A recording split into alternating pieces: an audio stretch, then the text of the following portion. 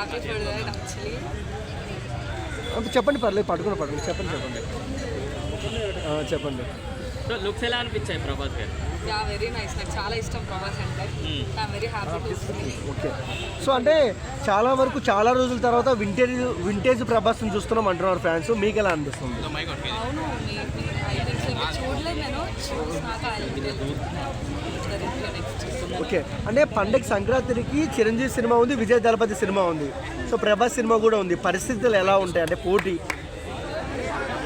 Maybe equal ఉండొచ్చు, but I like Prabhas కాబట్టి I go for Prabhas. So one word about Prabhas అంటే ఏం చెప్తారు?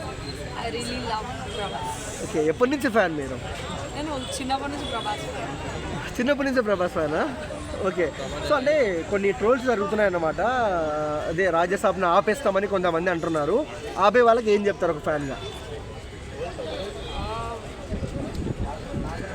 యాక్చువల్లీ ఇంకా మూవీ రిలీజ్ అవ్వలేదు కదా, సో ఫస్ట్ థింగ్ అది ఎందుకు ఆపలేదు.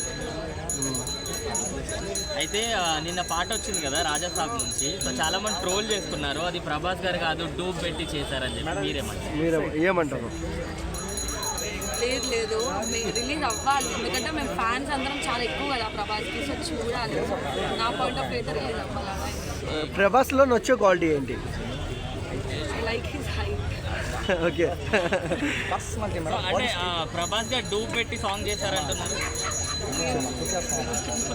యాక్చువల్లీ అట్లే డూబ్ పెట్టి డాన్స్ ఎందుకు చేస్తారంటే ఎందుకు చేస్తారు? ఆయన పెద్ద హీరో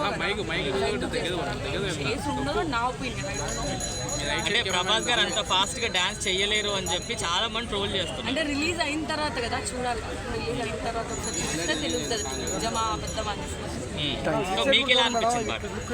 ఐఎమ్ వెరీ హ్యాపీ, నేను వెళ్ళి ఖచ్చితంగా చూస్తాను. థ్యాంక్స్.